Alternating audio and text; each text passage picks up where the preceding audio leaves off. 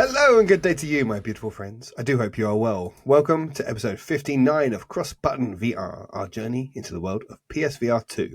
I'm your host, Laurie, and if you did not know already, we are part of the Cross Players. So if you like what you hear, check out links to all of our stuff in the description for this very episode. Now, it is an honor to be joined by two of the most magnificent influencers in the metaverse. It's Ben and Alex.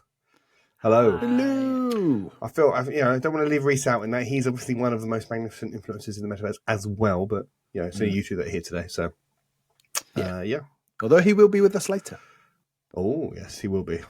Good point. Because we have pre-recorded a section of this show, which we shall be adding on later. Well, I was not there, so if people get confused as to what's going on, how I morph into Reese later on in this episode, you can look forward to that. So, yes, we have. You'd have to imagine they won't be that confused. Well, give them some credit. Where did Laurie go? Yeah, Reese and I are not the same person. It's not like another Truth VR situation. So yes, you did an interview the other night. Lucas González, the founder, programmer, and artist for Parallel Circles, developer of Beat the Beats, which people will have realised hopefully by the very thumbnail and episode title for this episode. But yes, it was a good interview, I'm led to believe, and people can look forward to that coming up later in the show. But first, we have the news to get through, and let's start with a bit of news about one of our hosts, Alex. Tell us what's your news? I'm not going to be here any longer, for a while, so I'm stepping back for a wee bit of time just to get some bits and pieces off my plate. I've got some exams and things coming up, so life's really got in the way more than anything. So I can't believe you would prioritise exams and qualifications over recording a VR podcast each week. This is absolutely. I know what I would rather be doing, to be fair, but yes. Are you still going to be racking up the high scores on Masternoid in the meantime? I might. You still see me around. I'm not disappearing off the face of the planet. I just need to knuckle down and prioritise, as you say. So yes. But I will be after those high scores, and I will be in VR worlds here, there, and everywhere probably. And so I try to not deflect. What's the word I'm looking for? Procrastinate, as I procrastinate from studying. No, that's fair enough, and very admirable that you are prioritizing what you need to do. Well done. And I hope you will. If there is a Astrobot announcement, you'll come back or at least record a special 10-minute segment, because the world needs to see you finally release the tension when it comes to Astrobot, as it were. The world needs to see me release the tension. Yes, come back for that, please. I don't think we need to see that. About wanting to completely lose all of the audience we've built up to date. You try to say. You never know. Might gain some new ones. Whole new market. Obviously, I'm obviously not speaking to Alex anymore. I'm very annoyed with him and upset that my podcast husband we're getting a has divorce. left us. Yeah, I had my exit strategy planned out, brought Reese in, and Alex has just gone. Have it first. What a break! Yeah, you see your podcast husband. You're officially on a break. We're on a break. I'm seeing other people. So, Laurie, if you it's an open slot, so to speak. Well, as long as Alex doesn't pop up on PSVR2 without parole or something, then we know he's cheating on us with Miles. Maybe. Okay, well, best of luck anyway, Alex. And we've been doing this for over a year now, so I'm sure the next few months without you will fly by, and your hosting chair will be ready and waiting for you. Hopefully. When you are good to come back. Eels. Well, let's crack on with some other news. Alex, we'll start with this one because it's something you've been playing as well. And After the Fall, the co-op VR shooter, got a big update last week, update 1.9 called Nightfall.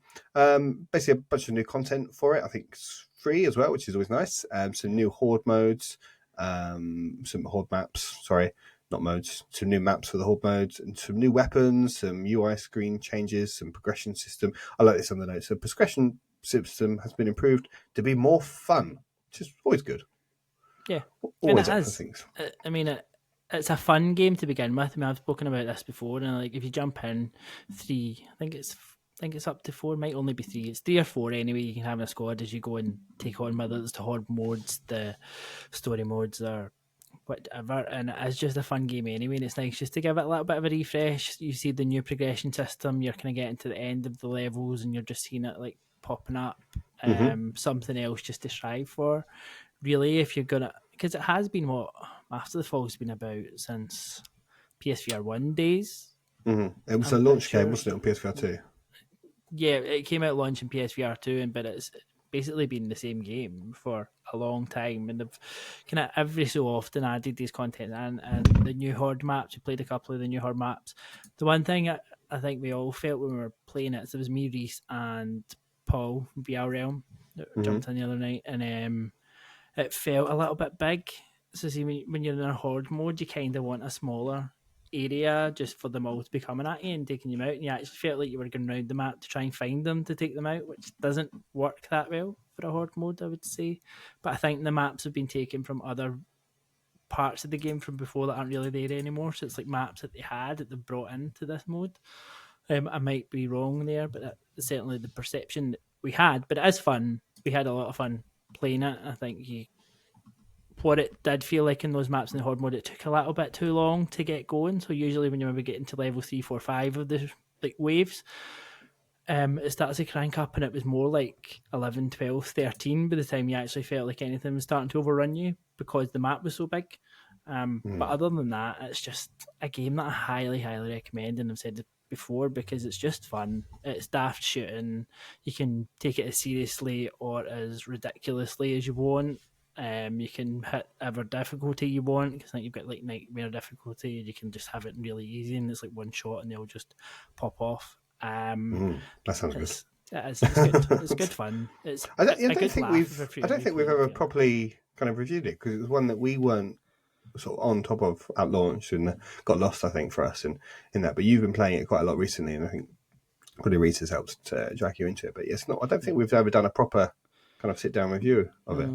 And it's one that appears in a sale quite frequently. I think the kind of deluxe edition, whatever it is it's called, often like get 70-80% off. Like, so you can get it quite cheap a lot of the time in the sales. So is it the campaign of it? Is it much of a campaign, or is it more of a kind of little Ghostbusters kind of endless? It's there is a campaign where you need to go through specific levels to get through, and it's kind of telling your story, and you need to speak to some NPCs within the area, and it's almost like a campaign in the fact that it's teaching you the game as much as anything else. It's not like a huge like, oh, it's going to be 10 hours for you to get through all these campaigns. It's kind of teaching you the modes and the locations and things like that, rather than it being a proper like, you wouldn't buy it for the campaign.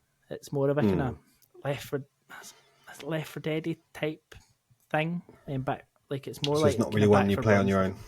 You can play it on your own, absolutely fine, and there's plenty of people in there playing to kind of jump in with you as well if you need to. Like, there's always people within the lobbies and that, and it's quite nicely set up when you go into it to play. But yeah, I mean, it's one that you don't need a lot of skill, because I can play it, and you'll never not enjoy it. I don't think it's not one of these shooters where it's like too serious and like you can get these really competitive people and feel like you're properly letting the team down. It's just one of these, you go and shoot, you maybe need brought back to life, and you just have fun. So obviously this is a Vertigo Games game, so Arizona Sunshine folks, people making Metro Awakening, not Metroid Awakening. Exclusive. Don't get too excited there, people. Metro Awakening. Cool, yeah, that'd be good though, wouldn't it? So yeah, it's a pretty good VR shooter. Chops behind it. Yeah, well, maybe I'll give that one a go. It just seems so random that it's just been a kind of a dormant game, and then there's a big new update for it. So, well done, them. Because it did literally come out of nowhere, and nobody was expecting it. It was just like, oh, here you go. Like, oh, thanks. Cool. Okay, well, that's after the fall. The next bit of news we've got is Sea Smash. Not really PSVR 2 news, I suppose, but that's now out on Quest and Pico, so PC VR. They also announced, excitingly, it's coming to PS5, just flat version of it as well. I think it's a free update, so if you've already owned the game on VR, you can play it on non-VR for free. So when that launches in late summer 2024, so not long, a few months away, that's coming back. So that's pretty cool, and good on them as well, really, because they've put the time in supporting PSVR2. So I'm pleased that it's landed really well, it seems, on Quest. People review this, it's kind of even better because you don't have that tether, so you can really go for the shots, and you can. I would certainly play it, because if I have to play it in my living room, and I've got it's a bit more constrained than I'd like. It's fine, there's plenty of room, but I can't really. This is a bit too active for me to want to be confident. I'm all right with room scale games where it's like I can just pad around slowly. I'm not going to bash anything, but I'd be too nervous when I'm playing this game to really go for the fast shots. But if I could take it and play it in my sort of kids' playroom, which is a much bigger room, then I'd be able to go for a lot more shots. I think I'd enjoy it a lot more, because I'd be a lot less conscious of my surroundings. It definitely makes a difference, like losing that tether. Like it is, I think the one downside I'd say to the Quest version is you lose the haptics in the headset, and you don't appreciate how good they are until you don't have them. Okay. Like, so I think that really does add to the experience, but I think that's a price you pay. The Quest just doesn't have it. You can't do it. It's fine, and like everything else, like more than makes up for it. I mean, I would quite like to take it outside and play, but as I've realised this week, a few of my neighbours have been laughing at me because I keep forgetting to close the blinds when I'm playing VR. And they're now like, what the fuck is he doing? And then realising I've got a headset on my head. So they've been like standing outside when they're walking their dogs, or like, and I'm just at the front window, like doing ridiculous things. So so maybe going outside is a wee bit much. But yeah, it's a very, very good port. I mean, fair play to Rapid Eye Movers, to Jorgen team, to Ryan and the team at Wolfenwood. Like, they have banged the drum for PSVR2 with this game. Like, you go to a show, they're on the floor, they have marketed the hell out of the headset, never mind the game, because nobody else has done it. And I mean, I think it's fair enough to say that, because Sony certainly haven't done it. But I wonder. Sorry, God. I was going to say, I wonder when it does land on PS5 if that's when we'll see it as a PS Plus game. Maybe. Yeah, good shout. I mean, it's got the quality to warrant going on PS Plus, and I'm just really like. It's really nice to see they haven't really put a foot wrong. Like, the game is quality. Everything they've done has been classy in terms of their rollout of the game as well. And I think this is just another step in that direction. And seeing their little reveal on the portal. And it was I was going to say that. I knew you'd like that. It looks so cool. Yeah, so I'm looking forward to cleaning up the last. I think I've got like one trophy I need to get before the platinum. So yeah, sit and play that handheld. Well, yeah. Do you think it'll be if it's the same campaign progression thing? I don't see why not, unless it is a separate mode entirely. But I guess that's we should wait. You're playing this in third person, so it's like the original. Was that the original Dreamcast version? Was like that? Yeah. Very exciting. Yeah, very cool. Good luck to the guys, because they deserve all the success they get with this, and you completely understand why they need to bring it on to other platforms and other mediums. So. Smart move. Good on them. Okay, well, that's this match. I'm sure we'll keep talking about that. It's like the game we never stop talking about, which is great. Keep all these updates for it. Next up, another game getting an update is Drums Rock, which is getting a Legendary Mix Volume 2 with Green Day as the big draw for that pack. Now, Alex, you've played Drums Rock, right? I have. You're a big fan of it, weren't you? It was good. Yeah, it was very, very good. Just a slightly different take on the drums with the demons and stuff, and like some of the boss battles, and just quite a cool game. Played really nicely, good leaderboards. Well worth the money, in my opinion. And these tracks they've had quite a good stream of DLC for the game, and like different types, because they had an Undertale. I'm sure they had an Undertale DLC, and so they've kind of varied what they brought out and had a good roadmap, and it's just launched as well on Quest. I think it launched on Quest as well last week. So again, they're kind of getting the game out there a bit, because I think it was already on Steam. It's now Steam, Quest, and PSVR2, and the new DLC coming. So yeah, a very good game again, and one I really want to pick up again and pick up some of the DLC, because it's nice one just to sit and play, and it's not well, it is active because you're properly getting in the drumming, but at least you can just sit and enjoy the music at the same time. Is this quite should this have featured on our exercise fitness episode? Or is it not that sort of? I don't think it's quite as Well, I suppose if you're playing it in some of the harder modes, you probably are giving it a good bit of welly. But it's not as much as like a Beat Saber or something like that. And I have been playing a bit of Synth Riders again this week and feel like I get that it doesn't really kind of hit there either. But so it's one that still gets you moving though. So it's definitely can be thought about in that category. And it looks like their other DLC packs have been like £2.89. I'm just looking at the Undertale one now. So £2.89 for, it's not bad. I don't know, 5 or 6 songs, probably pretty decent. Yeah, very reasonable. Yeah, because there's a power metal pack as well. I mean, it's another such a Reese game, this, isn't it? Yeah, absolutely. Cool. All right, well, that's good. It's good to see these games. We'll keep getting support and content updates and stuff, so that's good. But nobody's added Coldplay yet. I mean, someone needs to get some Coldplay on some of these games. Yeah. Yeah. I mean, once they've run out of all other musical artists ever to have existed, they could probably do one. No offence. Yeah. Coldplay. Oh, Alex, we're going to miss you. Maybe we can have a Keen update as well. Oh, I didn't get tickets to go and see Keen. You poor thing. I know. Good.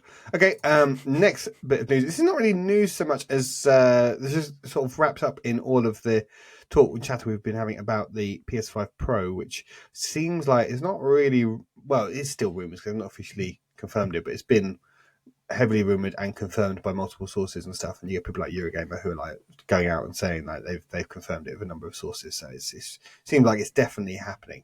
And the all of the technical specs have all been confirmed already as well, so this is kind of like the worst kept secret in gaming. I'm just waiting for Sony to actually reveal the thing. But there's been some sort of talk and articles about the fact that it can do these kind of auto frame rate boosts using AI to kind of add in frames and stuff should mean that for a lot of games where you've got reprojection being used, so for example Call of the Mountain, which is just being a 60 frames per second game, which is being bumped up artificially, which creates that blurring effect, which really bothers a lot of people. I mean, I don't really follow all this, but with the PS5 Pro, it should just bump everything up. And so even games that are 60 frames reprojected up to 120, and then games that are just in 90 FPS, all of it can just get bumped up to like 120 using their frame rate boosting AI software and stuff, and just general other stuff to be able to push the power of it as well, which sounds pretty cool. And I think I was pretty sold on the idea of getting a PS5 Pro if and when they actually come out. Anyway, but if it gives PSVR 2 games a boost as well, then that sounds very good to me. Yeah, bonus. I mean, I suppose that PlayStation's what I can't remember the acronym that you're using for PlayStation Super Sampling, but I mean, you'd hope that it does bring. There'll be plenty of benefits that it should bring. You just hope that we're still in a position where people want to take the time to go and utilise those benefits, and I think we're starting to see other things coming to fruition now with like Madison. Although it was delayed because Unity had this update that makes foveated rendering easier to implement, and we're seeing other games now coming out, and we're seeing foveated rendering coming in more and more finally, like 15 months later or 14 months later. Because you things like the update that Hellseeker got last week and how much difference that made. We've got Genotype just come out and that's got foveated rendering and 120 frames per second. So we're starting to get to a stage where developers are getting to a position that they're utilising the features and the power of the headset, and hopefully that's only now going to set us in a good stead of more and more coming, and hopefully we see something coming from the first party or the first party developers helping other games to get to the level that they want on the headset. And when we had the PS4 generation, the PS4 Pro come along and made the PSVR1 a better headset, so you'd hope the same is going to happen with the PS5 Pro. Yeah, did either of you play a PSVR1 on kind of regular and then Pro? No, I didn't. Neither. No. Oh, where's Reese when you need him? He'll know. Yeah, I mean, it plays, PSVR 2 generally plays pretty spot on to me. Whereas when I played the PSVR 1 on my launch PS4, and like the load times was just agonizingly slow, and it just looked really blurry and stuff. So I could definitely see how that power boost would help. But yeah, PS5 obviously runs PSVR2 games brilliantly anyway for the most part. Where it is technical issues, I don't think that's just kind of for lack of power. It's just a programming thing. I mean, it's Call of the Mountain shows. I think that's a kind of amazing looking game. So if it can make it look even better, great. Yeah, all for that. And it just, I hope that, because people got very kind of short attention spans, or everything has to happen really quickly for people, and they're like, oh, Sony just abandoned the headset, and it's like, well, hold on a minute, it's been out kind of a year and a bit now. I think as Miles was saying when he was on the show, just it's going to have a long life. There's just going to be stuff that they're probably early in development on. They're not just going to kind of abandon stuff. And it might end up being a PF6 headset as well, so it's going to be there for a while. So if they're going to be able to make those games look even better and give PSVR2 an edge over competition, and just have experiences that are going to be really high fidelity on there, the sort of thing that you need a really high-end PC to be able to play equivalent games, then let's hope. And there's been quite a few rumors this week around Astrobot coming and saying, they're saying Sony's got some smaller smaller first party games they haven't revealed yet, but are going to be 2024, and the one that's heavily rumored to be is Astrobot. Whether that's a VR game or just a flat game, or whether it's a hybrid game, let's hope it's at least a hybrid game. Who knows? You'd hope if it is a non-VR game, they would at least add in a port of the PSVR 1 Rescue Mission, at least an enhanced port maybe. But yeah, so if they can give it a kind of PS5 Pro comes along, they can say, let's going to boost PSVR 2 games even further, are going to get a boost, and here's some new first party PSVR 2 content, then hopefully they'll shut everyone up for a few weeks at least. It won't, but No, it never will. People are never happy. But yeah, it's all cool. And you never know. One of the games you might have to play on it will be something that Ben has been lustering over this week. You've been seeing Gamertag VR playing Returnal on PC VR. Yeah, I saw that footage as well. It looked insane, right? It looks incredible. It's when you mentioned you mistakenly said Metroid was coming. Yeah, that's just like that again. Just made me, because Returnal has always reminded me of Metroid. The kind of like you're isolated on this alien world, and Metroid Prime especially. And it's like this oppressive atmosphere and everything else. But just imagining that in VR, I think it would be balls hard, like really difficult, more difficult than it is already. But just the level of immersion, because the sound design and everything else in that game, and the visuals and all the particle effects and stuff is incredible. I know we've spoken about that being one of like my most desired kind of pipe dream ports to come to PSVR 2, but then just seeing Gamertag playing it, it's just like fucking hell. It could happen. Yeah, I don't see why not. Like it's obviously it's a really good looking game, but there's not a massive open. Well, I suppose one of the biomes is massive open, that desert thing, but it's not a huge amount of complexity going on in the world. It's all kind of.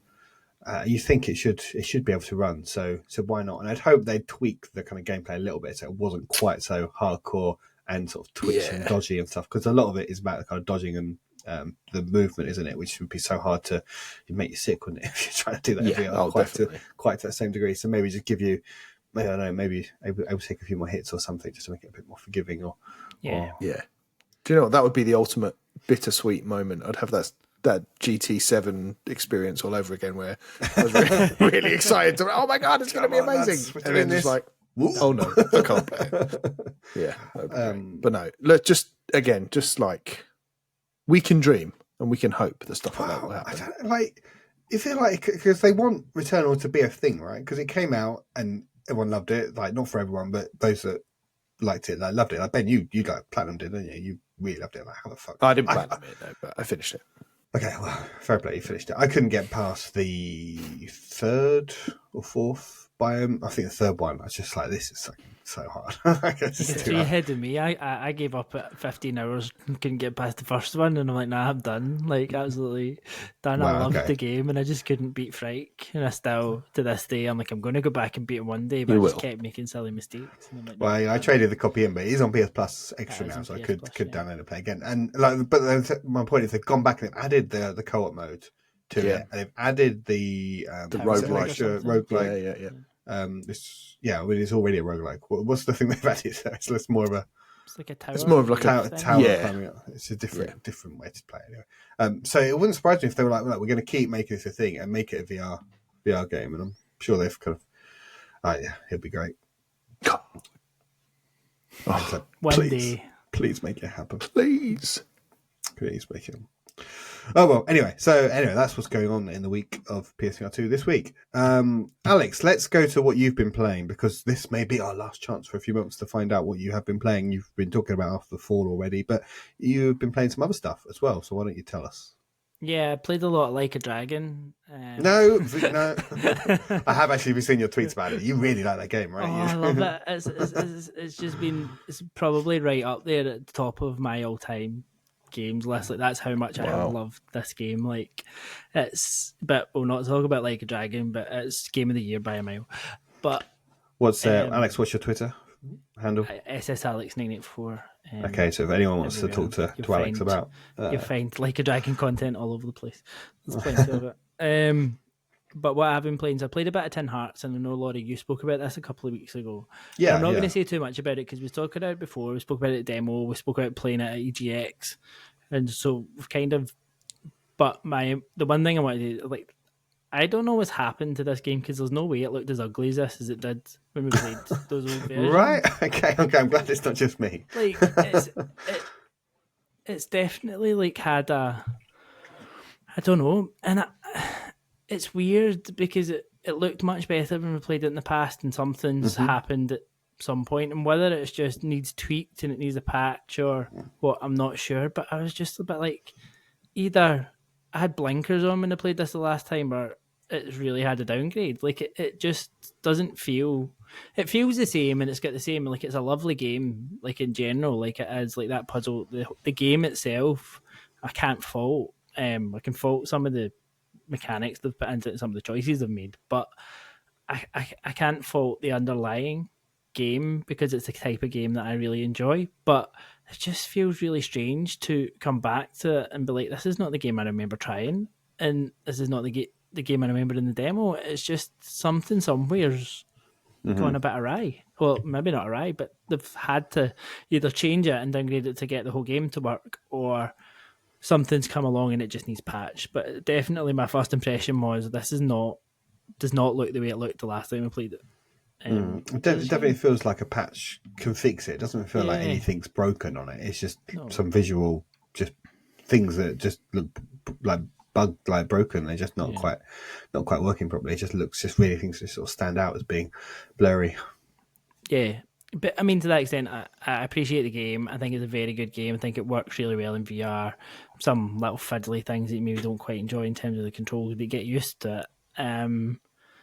But so I'd still recommend it. I just hope they do come along and they patch it, because it could be so much better.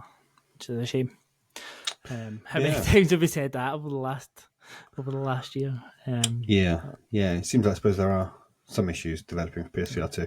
Otherwise, we won't keep getting these games. I think this is the other thing that I feel like when this game was announced, it was coming. I felt it was always just announced to be coming to PSVR 2. And then when it launched, it came to PSVR 2, to Steam, to... Well, that's why it got delayed, didn't it? Because it was due to come out a lot earlier, and then it got delayed. I'm not sure, because they never... And I might be completely misremembering this, but I feel like it was always announced to be coming to PSVR 2, and it never mentioned any other VR platforms at the time, and then it did launch more. But that's what I mean. When we played it at EGX back in October, I think we assumed it was going to be imminent, and then it got put back by like 4 or 5 months. I don't think they ever said because of a platform. No, I think they just wanted to launch all of it alongside each other. But anyway, who knows? Yeah. Oh well. And you've also been playing Overdark, and have you been enjoying it as much as Reese has been? Yes, I finally put my big boy pants on because we've sat here every week and we've been like, we'll play scary games, and we never play scary games. I mean, I've played Happy Funland and I've played this, that's two. Well, I would say two scary games. Happy Funland. You played Propagation Paradise Hotel, didn't you? I did play a little bit of that too, but a little bit. That was very scary. But Overdark is very good.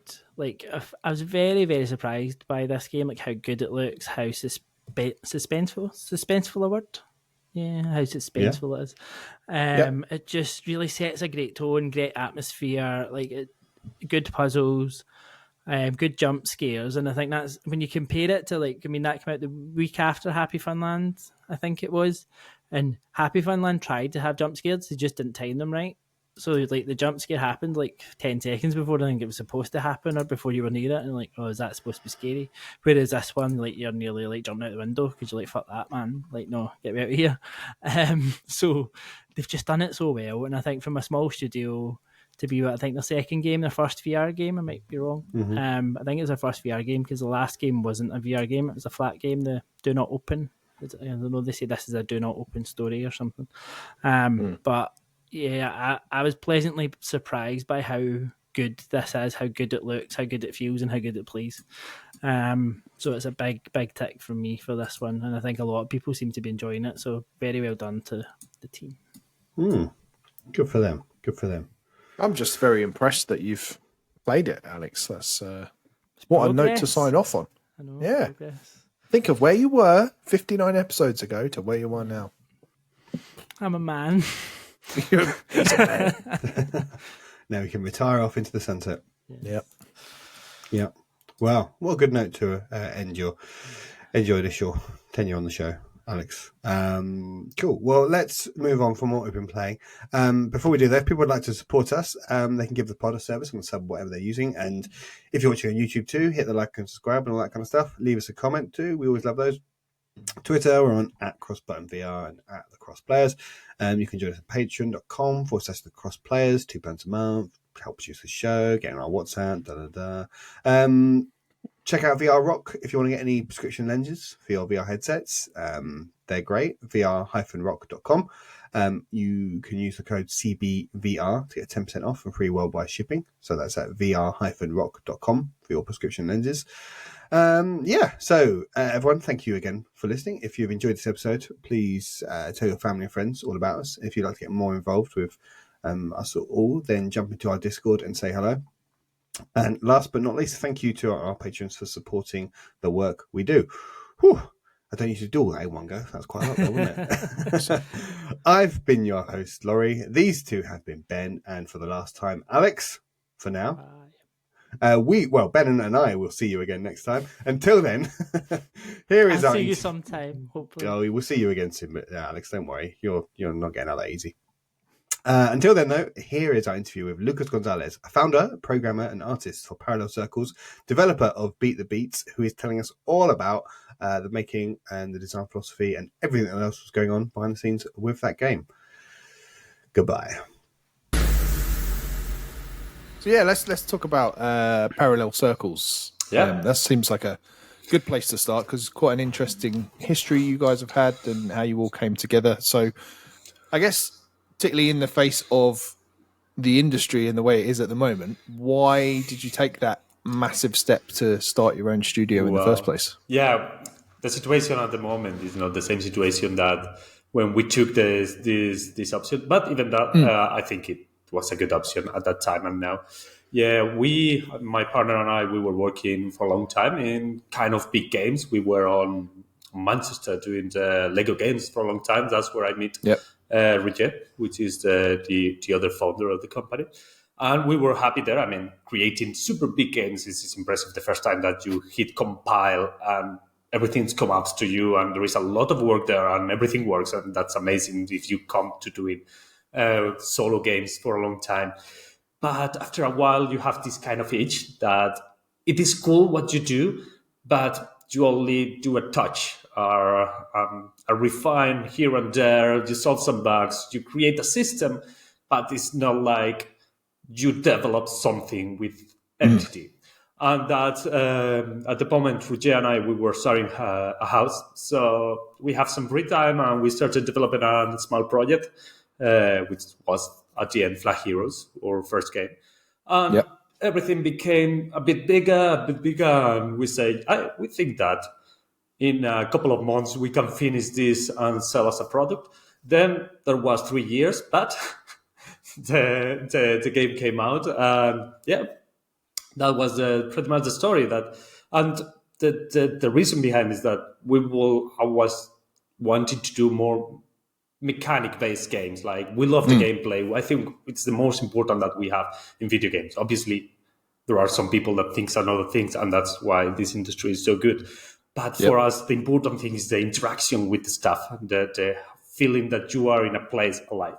And that's something that we didn't quite achieve on the games that we were doing. And also we love to go for the small details, and we waste a lot of time, and in the big industry, small details are not very welcome because you have very, very straight deadlines. So we prefer to not have this kind of hard deadlines and be more indie and budget friendly, to put it in our way, and so we can continue to creating things very polished even when they are small. And that's what the company has continued to do. So that sounds like rocket science, probably, to both Reese and I. So that's impressive in itself. A little bit. But to go from like a flat game, literally a flat game, Flat Heroes, how did you then go, do you know what, this isn't challenging enough, let's do a VR game next? How did you get to that point? There is two points here. One, there was no Flat Heroes and then Beat the Beats. There was 7 prototypes in the middle, and all of them, they were working and we liked them. There is another interesting VR game that hopefully we will be able to develop. Ooh. And the game that our main game on the company at the time that we decided to move on with Beat the Beats was not related at all with VR. But Beat the Beats on the very beginning was just, we were on Manchester actually, and we were with some friends and having some drinks. And some of them, they bring the original PSVR, and one of my friends is super enthusiastic and starts to playing Beat Saber, and he was like, "This is the future! I can't believe this is madness!" And he was shouting. He was completely drunk as well.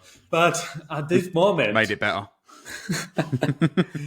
At this moment, we have like a business meeting in a perfect, clear state of mind, and we decided we need to do something like this, something that feels like this. And that was 2019.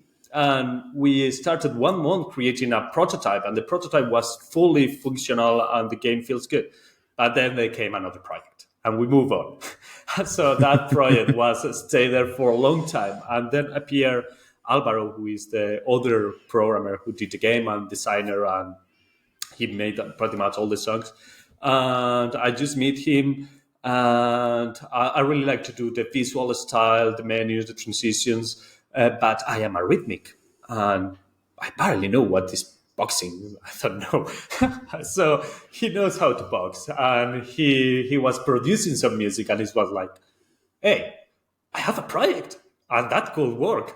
And then everything goes very, very smooth. That was on 2021, and then we started like moving in. He was working for a bit, and then I jumped. When the snowball was big enough, I jumped into the project, and I am very happy about how it ends up being a project. Definitely should be. From that one drunken experience, and then everything just fell into place after that. Always the best way to do things. I should have never given up on my drunken ideas, clearly. I could have been anywhere. That's what I've learned from this. Get a drink now. Yeah, I love to give you this kind of motivation. It's a good way to do it.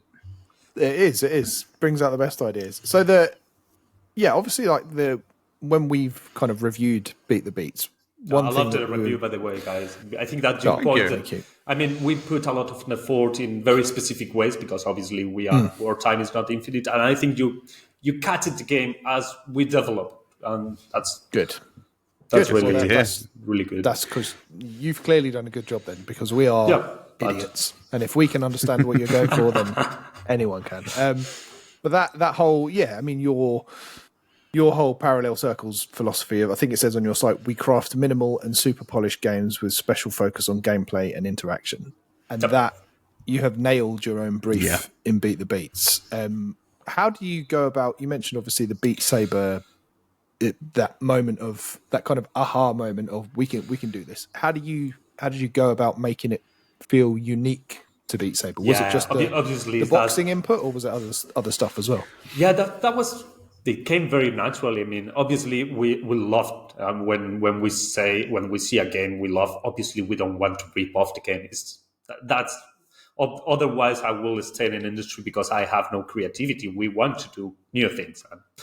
And when we saw Beat Saber, obviously we cannot do the same. We want something different.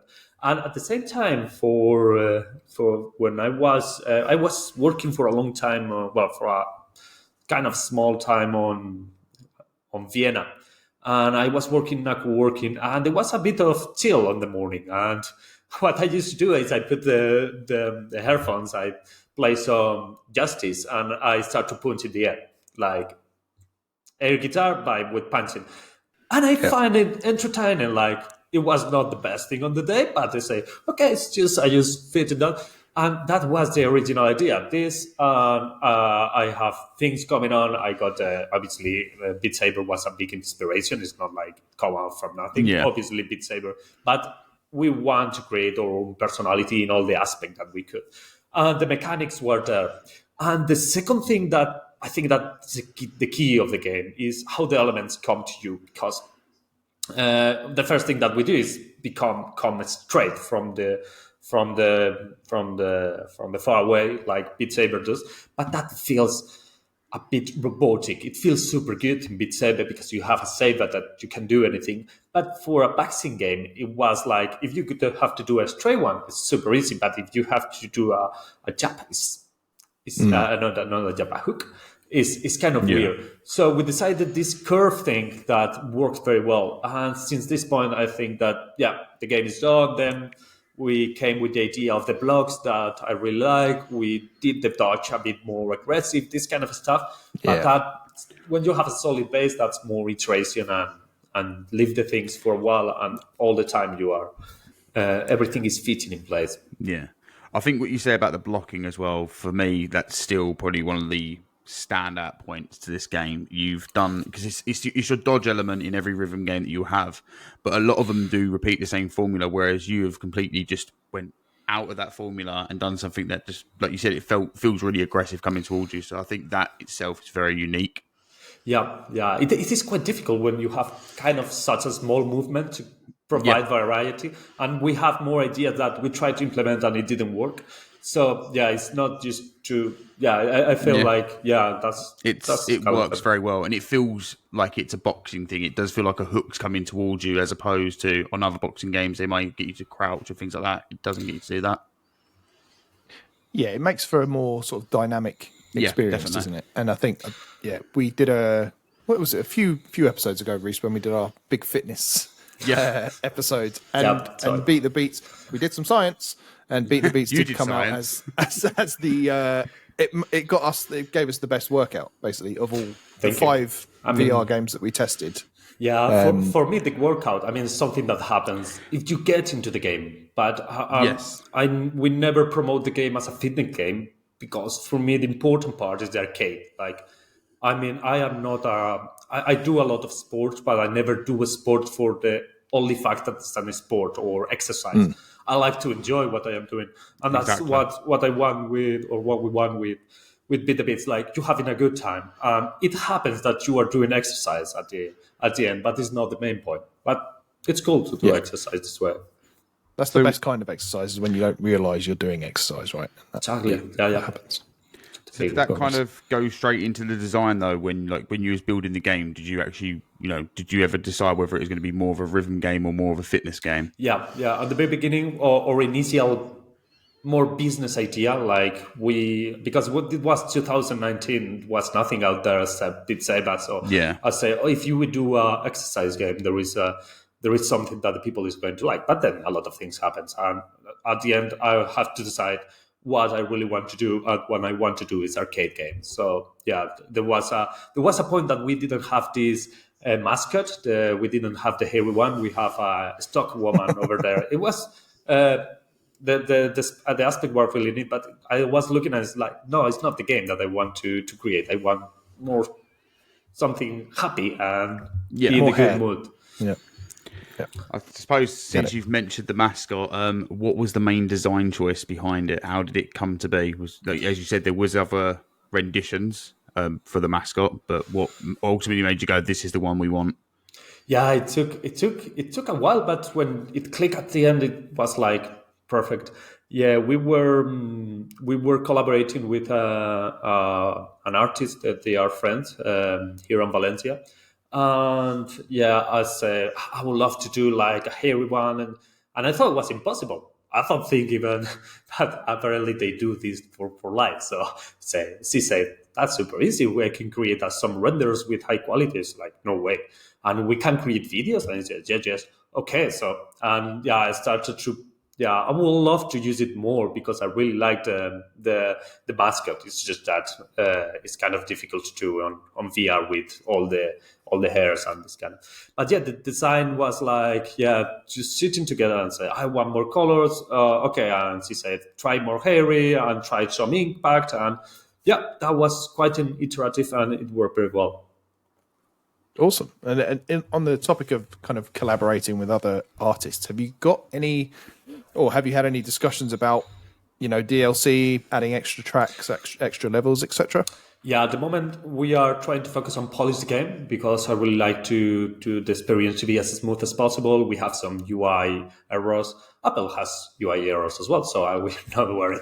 I mean, there are small things that they are put to polish, and yeah, we listen a lot to the community. So if you like the game and you want to collaborate, is super. Every time that I get an email, I try to reply. Sometimes I don't achieve it, but I really like to receive and get an input. And at the moment, we are trying to create a solid base. And from that, we would love to introduce DLCs. Or for now, I think that we are going to go for more content. Yeah, it all depends. If the games go big enough, I would love to collaborate with artists that they want to show they work on the game. We'll see. It's something that we have to explore, and all depends on when we launch on other platforms. If we have traction enough, because at the end we are two persons doing a video game. It's a lot of things that you have to do, and we have to focus on what is. Was any of the music made in-house? Because, I mean, I can see behind you, you've got an electric drum kit there. Yes, Alejandro del Pozo, which is a musician that lives in Madrid at the moment. I found it I was very lucky because we were doing the other games, and I found a track in this kind of places where you can buy tracks. And no copyright, but you have to pay a fee. Yeah. And I love it. And I say, okay, let's write an email. Is that easy? And the guy was super nice. I said, I would love to do video game. And I bring him to this project, and we did 3 songs that they are on the album originals. The first one, the third one, and the 5th one. We would love to do more, but we didn't have time. And and also we really like to do this kind of songs because I really like the sound of Daft Punk and Justice, and it's something that I cannot achieve in other sources. So we created these songs with them as reference. Yeah, I mean, I think the soundtrack works really well for the game. The aesthetic of the game, it goes very well with it. And I mean, even for myself, I listen to metal pretty much all the time, and when I play this game, I absolutely love the soundtrack to the point where I've been humming some of it. Yeah, it's very well done. Yeah, it took. Sorry, carry on. I was going to say that it's almost just agreeing with Reese, and it almost caught us off guard a little bit because it almost like surprised the quality of the whole game, but especially the music, because music is a really subjective thing and a really easy thing to get wrong. And if you get that wrong, then it kind of ruins everything else. But it just all sings perfectly. So kudos for that. I am in the same boat. I mean, when we start the project, if myself in the future, I will tell myself, this is going to be the song that you got in the game. I will say, no way. Because I think that with our budget and I don't think that we could get this kind of quality of the songs. But at the end, we have to do, I mean, Alvaro did an amazing job here. He open all the pages that he go to the web, to the deep web, to the next one. I mean, he tried to find very good songs everywhere.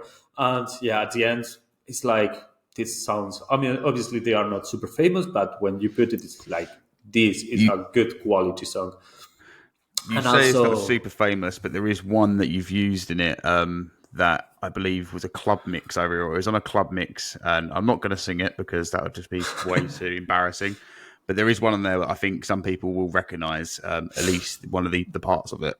Yeah. I mean, they come from places where they can use the music in different places, and some of them became kind of famous. And also another difficulty for choosing the games is that we want every album to have a different genre.